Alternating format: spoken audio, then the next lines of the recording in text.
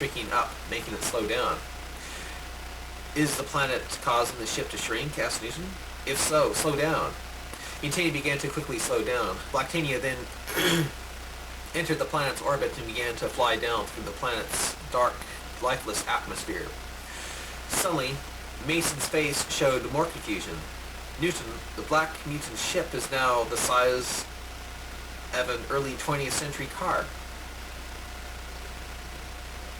It's the Black Mutant's doing, shouted Newton. He is deliberately shrinking his ship down so he can send he and his ship through the planet's keeper of time. He's going to end up with Blacktania in another time, shouted Newton with terror. What will happen if he does? Asked Sheena. If he actually ends up in the past, say the Old West or the Roman times, he could terrorize the inhabitants of the young Earth and change time. And if he does, we will cease to exist.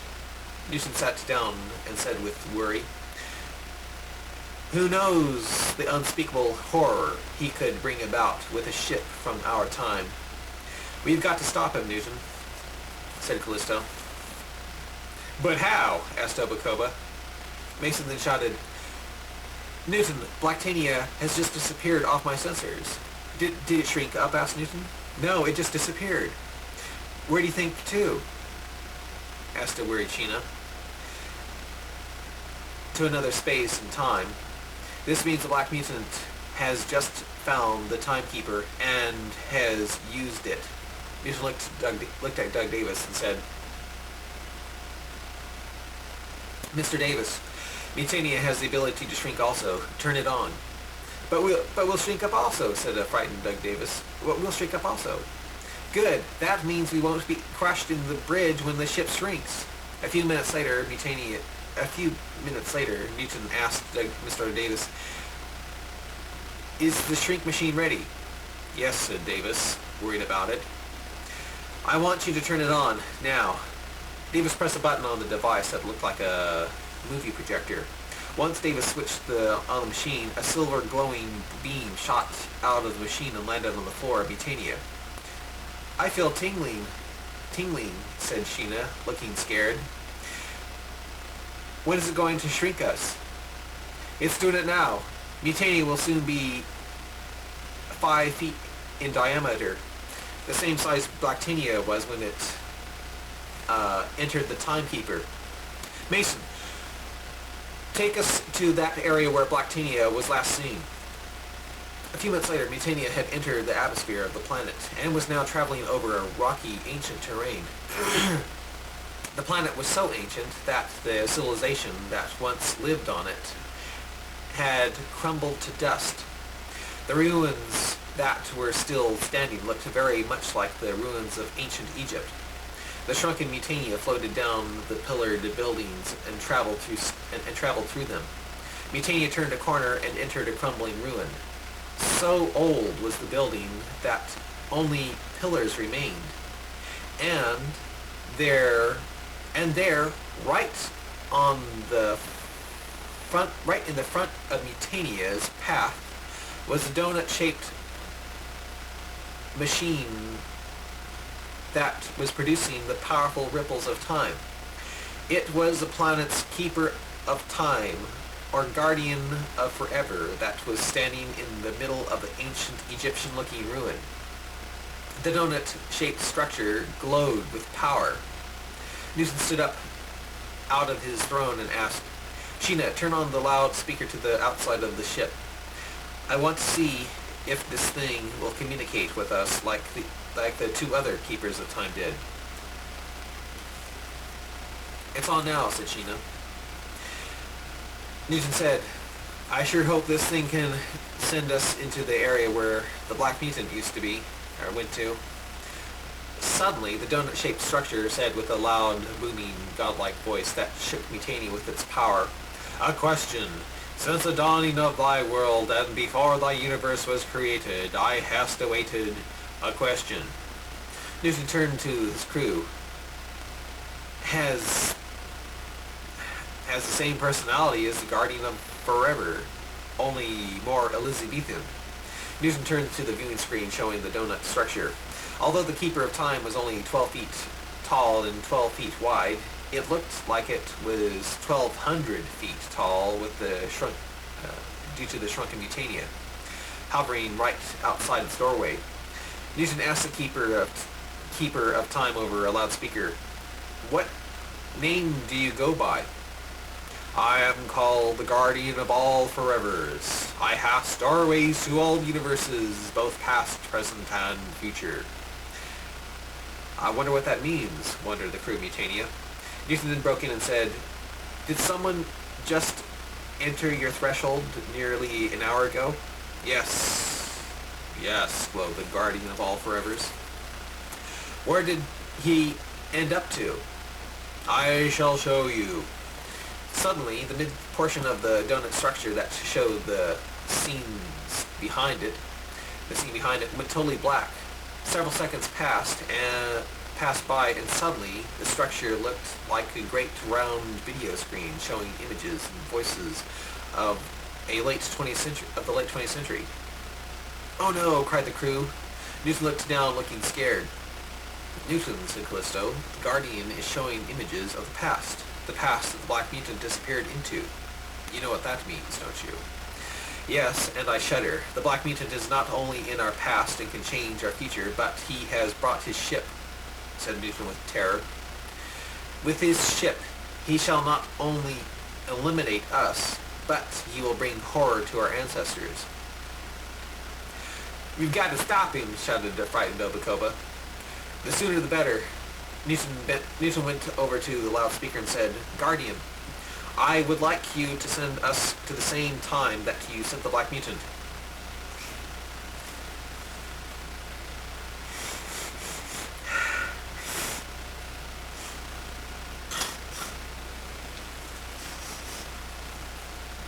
Same time you sent the Black Mutant. A few minutes later, the center of the donut structure turned black again. Mutania began to fly toward it, and was just about to enter it when suddenly the Guardian All Forever shouted in a deep, warning voice, "Stop!" A lightning bolt shot out of the now gigantic structure and hit Mutania, stopping it and shaking the crew out of their seats right as half of the ship entered the doorway. What happened?" asked the puzzled Mutania crew. The Guardian of all Forever said with a frightened, scary, deep, low voice, "No one canst enter me. No one canst enter my doorway when it is totally black, for that is the time I has no control over." "Why?" asked Newton. "'Tis what thou wouldst call the time of nothingness." "What do you mean?" "What do you mean?" asked Callisto. "'Tis a time before time existed. 'Tis darkness and nothingness. 'Tis nothing but outer darkness and void, total cold nothing, and I wouldn't not be able to retrieve thee, because 'tis a time before I existed." "Gosh, that's a long time," thought Newton. "You can only send us to areas where you have already existed in, right?" "And will exist in, yes," said the Guardian of all Forevers. Suddenly, the images of the late 20th century flashed in the center of the donut-like structure again. Callisto looked at Newton and said, "Newton, this is the time we want." "Go in peace," said the Guardian. And Mutania flew all the way into the new time dimension. Mutania suddenly entered the Earth's solar system of the 20th century.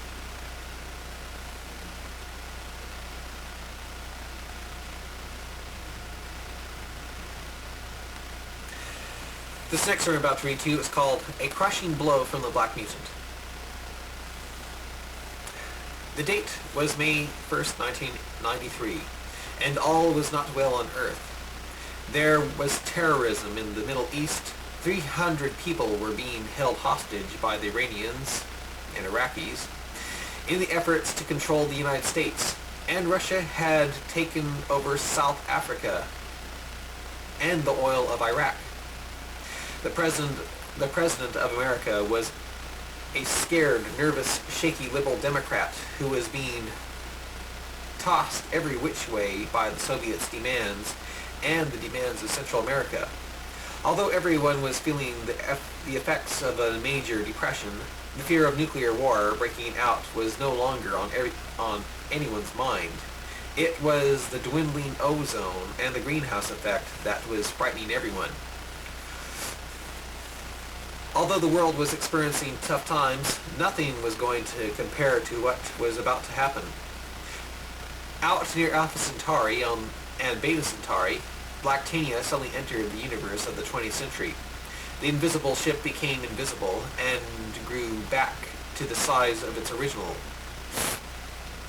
and grew back to the size it originally was. The Black Mutant sat in his throne and smiled evilly when the stars of Alpha Centauri and Beta Centauri appeared on its viewing screen. "We've appeared in the solar system of Beta Centauri, O mighty and powerful one," said a robot crewman to the Black Mutant. "What do you think the year is? I hope that it's 2020. I hope it's 2271, the year Newton became a mutant." "K34, turn on sensors and scan Earth. I want to see what the Federation is saying."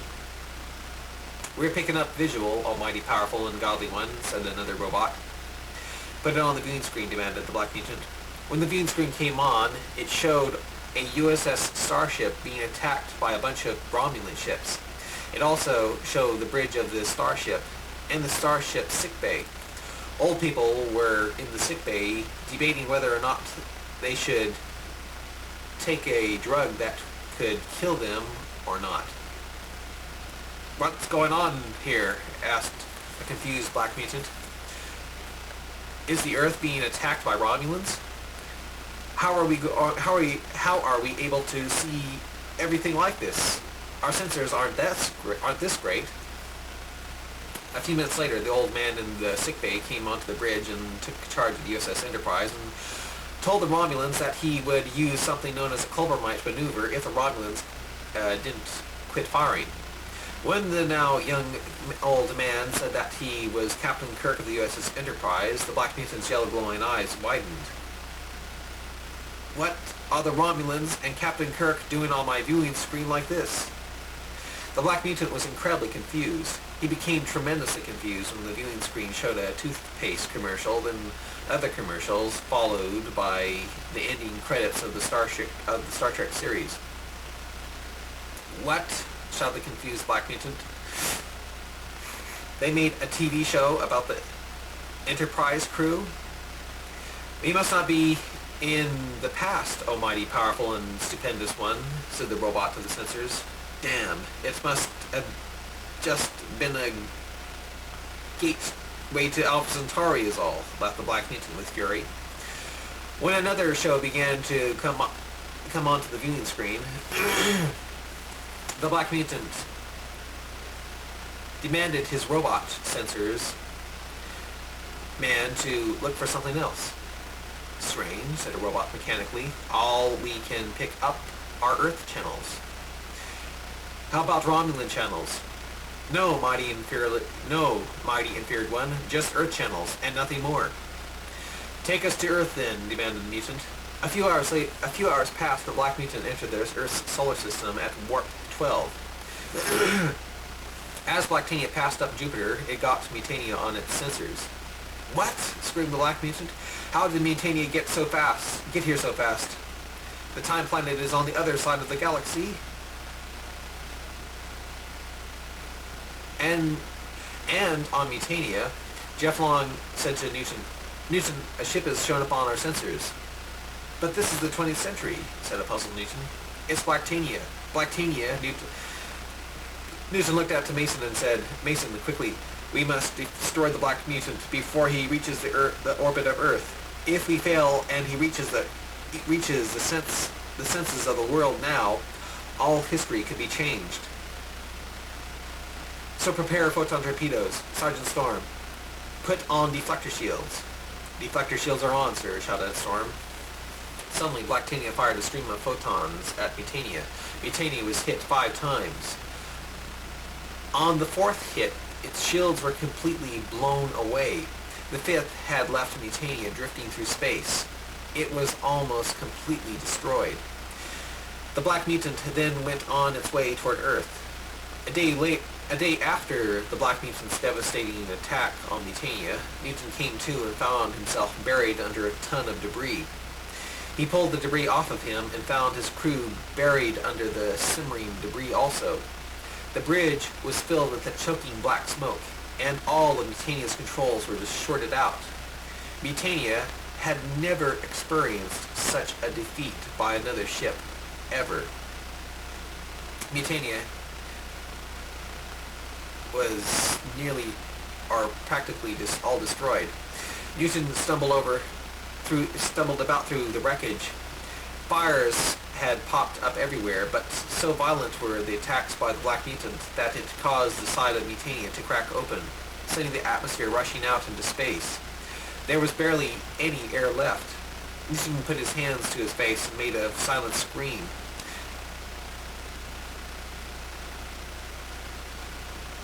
So thin was the air that he couldn't make any noise. Newton floated over the debris and began to pull out the wreckage to see if he could save his crew. Newton found Callisto with his head smashed flat from a big metal beam. Newton then found his younger clone, Mason, burned to a crisp near the generator room. Obacoba was decapitated. A fallen wall had crushed Storm. Jeff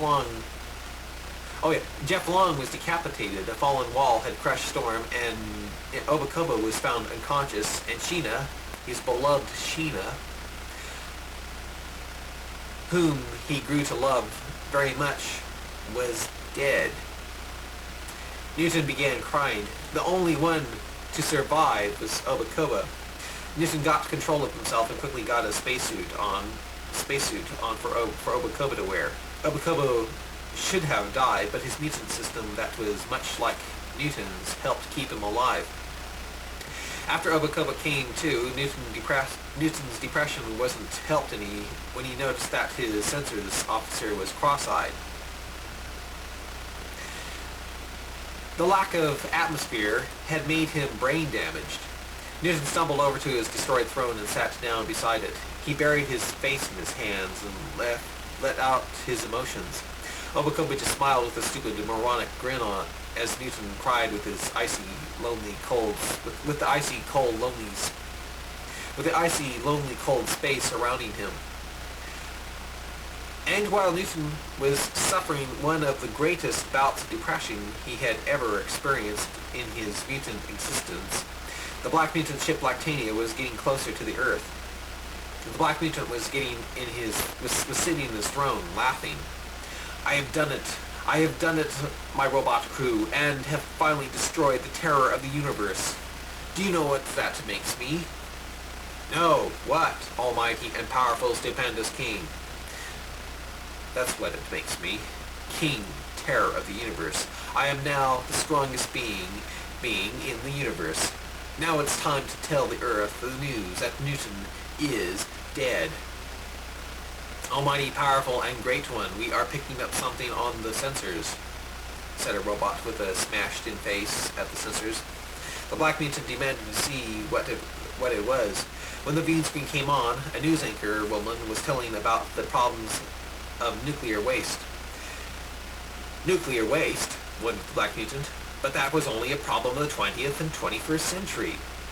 The reporter then talked about the problems in the Middle East and how Russia was beginning to get ready to invade West Germany.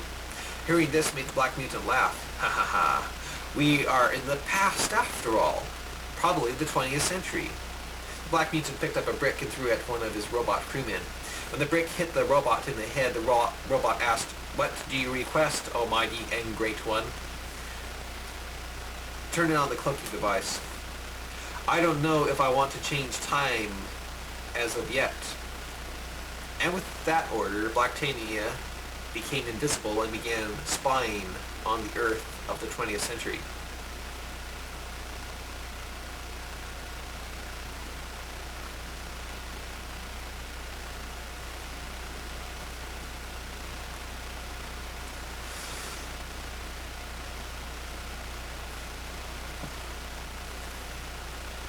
This next story I'm about to read to you is called Kindly President Robert M. Wilson.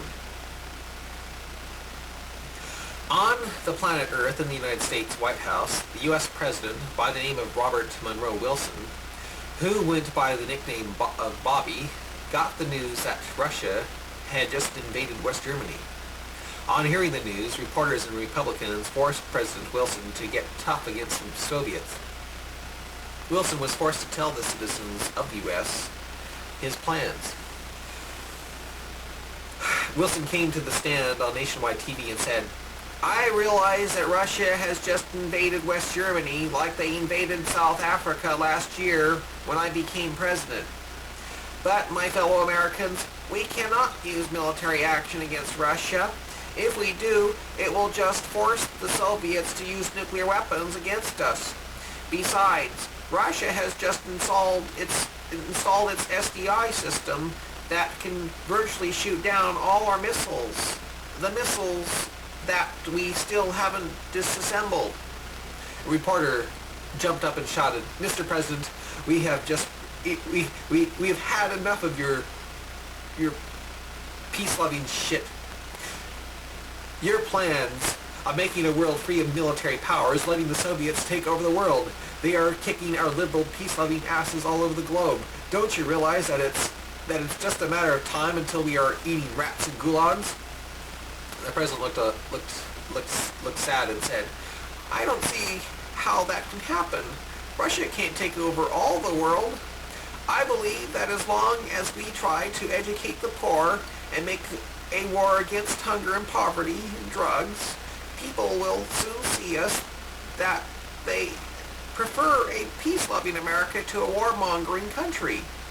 I like to think that they will know us for peace and respect us for our love." "But, Mr. President," said another reporter, "communist propaganda keeps on brainwashing the world into thinking that we are still threatening them with nuclear weapons, even though we are getting rid of them. And everyone is still protesting us for having an army in West Germany. They still think we are evil and the Russians are good. And Russia is good." "How do we know that? I think it's really just the opposite. Believe me, no one likes being oppressed under totalitarian means. Look, which is worse, living in a radioactive world after a nuclear war, or living in a gulag? I hope you will say the latter. I personally believe Russia is really our friend. It hasn't captured all the oil fields in Alaska. It hasn't captured all the oil fields in Alaska." "Mr. President," said another angry reporter, 4 more Americans were captured in New York by Muslim extremists. They are demanding that we give Iran $1 million or they will shoot the hostages. What are you going to do?" "We're going to work on that tonight. I haven't decided what to do yet," said the president in his quavery Walter Mondale type voice. Meanwhile, while the peace-loving president was trying to answer questions to the angry reporters, up in orbit, the Black Mutant was watching the scene on the bridge's viewing screen. The Black Mutant was laughing his head off as he watched the president try to give a powerful speech. "Ha ha ha," shrieked the Black Mutant. "What a sniveling weakling. You know, my crew, watching this peace-loving maggot makes me want to kill it. I can't stand this goody two-shoes type. If it didn't drastically change history, I'd have you fire 1 weak photon torpedo into the heart of Washington, D.C. and put the faggot out of its misery." The Black Mutant gnashing his teeth. "I've got to do something to show this sissy liberal faggot that he lives